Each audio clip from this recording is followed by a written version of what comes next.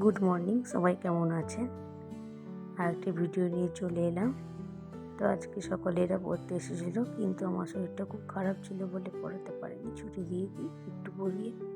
তো ওদের বারবার বলেছি ঢোকার আগে আর বাইরে যাওয়ার সময় পা ধুয়ে বেরোবি বা পা ধুয়ে ঢুকবি। এই অভ্যাসটা খুব ভালো, কারণ অনেক তো পায়ে আমাদের নোংরা লেগে থাকে, তো সেগুলো খুব পরিষ্কারও হয়ে যায় পায়েতে। তো ওরা চলে যাচ্ছিলো, তো বলছিলাম কালকে সকালে তাড়াতাড়ি আসি ভর্তি করাতে। খুব অবস্থা খারাপ, আমার কথাটা শুনলেই বুঝতে পারবেন, খুব ঠান্ডাও লেগেছে। সকালবেলায় মা একটু পটল আলুর তরকারি করেছে, আর এদিকে ডাল, আর আমার একটুখানি রুটি কোথায় রেখেছি খুঁজে পাচ্ছিলাম না, তো এখানেও কিছু নেই। একটা রুটি করেছিল, ওই যে রুটিটা করে রেখে দিয়েছি, দুটো রেখে গেছে, বাট আমি একটা খাবো। আমি ঝটপট খেয়ে নিলাম, একটু আলু ভাজা নিয়েছিলাম, ভালো লাগছিল বললাম মুখটা।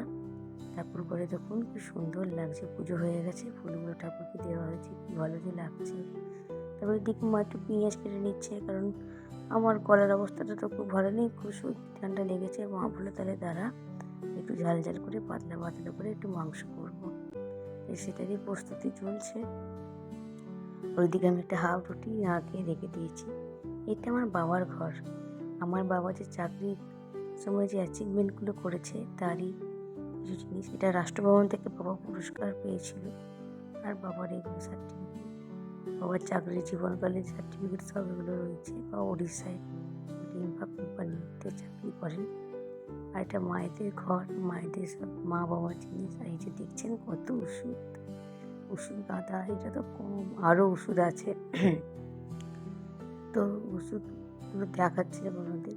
এদিকে মায়ের রান্নাও হয়ে গেছে, ঝোল। মা বললো তারা একটু গরম গরম তারা তোকে ঝোল তুলে দিয়ে একটু খা, শরীরটা ভালো লাগবে। ওইদিকে মাসিদের পাঠাবে বলে মা মাংস তুলে রাখছিল। এই দেখুন আমি একটু গরম গরম ঝোলটা খাচ্ছিলাম, কী যে ভালো লাগছিল, গলায় একটা তৃপ্তি লাগছিল। ওই যে আধখান রুটিটা ছিল সেটাও আমি নিয়ে চলে এসেছি খাবো বলে। তো খেয়ে নিয়ে আমি একটু উপরে যাচ্ছিলাম, ছাদে কাজ ছিল, ছাদে কাজ মিটিয়ে আমি এসি। ভিডিওটা আজকে অবধি, বাই বাই।